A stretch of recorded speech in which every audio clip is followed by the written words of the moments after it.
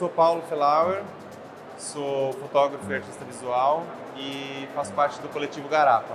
Meu nome é Léo Calbelli, eu sou artista visual, sou do coletivo Garapa e eu vim de Porto Alegre.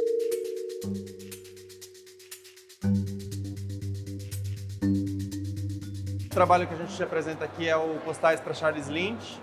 Ele foi contemplado pela Bolsa Zoom em 2014.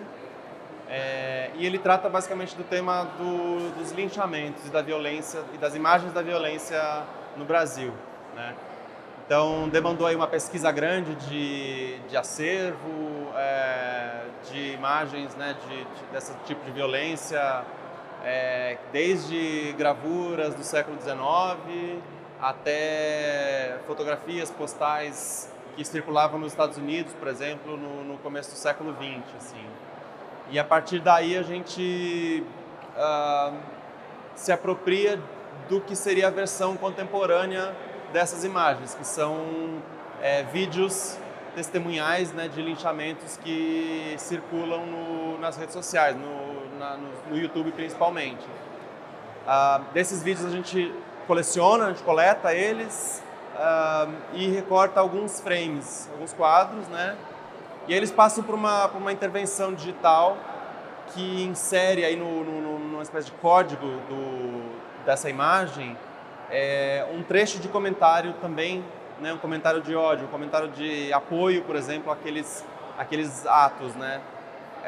E isso gera um tipo de defeito na imagem, que na arte a gente chama de glitch, né, que é um tipo de erro que cria uma outra camada de leitura, assim, né? Cria umas manchas coloridas, então faz com que haja esse diálogo entre a imagem tecnológica que circula, né, e a própria violência que essas imagens mostram. Para a gente tem uma relação super interessante sempre que a gente pensar o livro-objeto dentro desses espaços, né?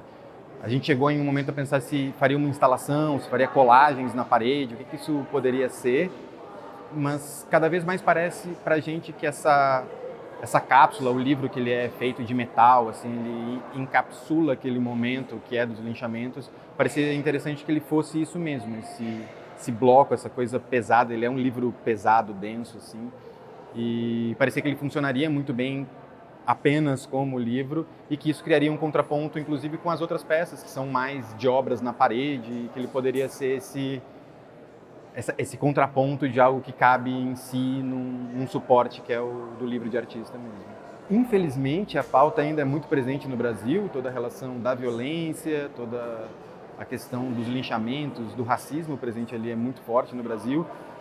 A gente recém começa a virar uma página de um período muito escroto mesmo do que foi a história recente do Brasil, a história federal do Brasil nos últimos 4 anos, dessa violência ser uma política de Estado.